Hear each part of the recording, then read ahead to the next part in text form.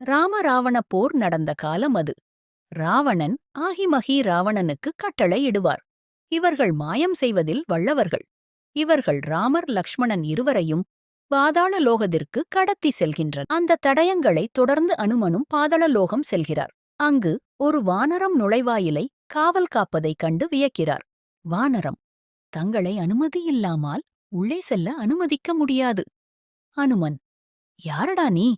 ராம காரியத்திற்காக செல்லும் என்னை தடுக்கிறாய். ஒரு வானரமாக இருந்து கொண்டு இப்படி செய்ய உனக்கு எவ்வாறு மனது வந்தது? வானரம், நான் வாயுபுத்திரன் அனுமனின் மைந்தன்.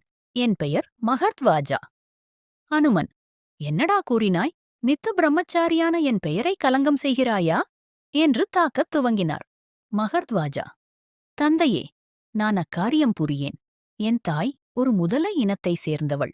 நீங்கள் லங்கையை எரித்த பின் கடலில் தங்களின் வாலில் உள்ள தீயை அணைத்தீர்கள். அப்பொழுது தங்கள் உடல் வெப்பத்தால் வியர்த்தது. அந்த வியர்வை துளியில் ஒன்று கடலில் விழுந்தது.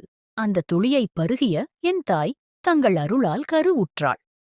அனுமன், மன்னித்துவிடு மகனே, உண்மையறியாமல் தாக்கிவிட்டேன். மகனே, ஆகிமகி ராவணர்கள் என் பிரபுவையும் அவர் இளவலையும் கடத்தி சென்றனர். அவர்களை தேடி வந்து உள்ளேன். ராம காரியத்தின்போது பாசத்திற்கு இடம் இல்லை. அவர்களைப் பற்றி தெரிந்ததை கூறு என்றார். மகர்த்வாஜாவும் தமக்கு தெரிந்த அனைத்தையும் கூறினான்.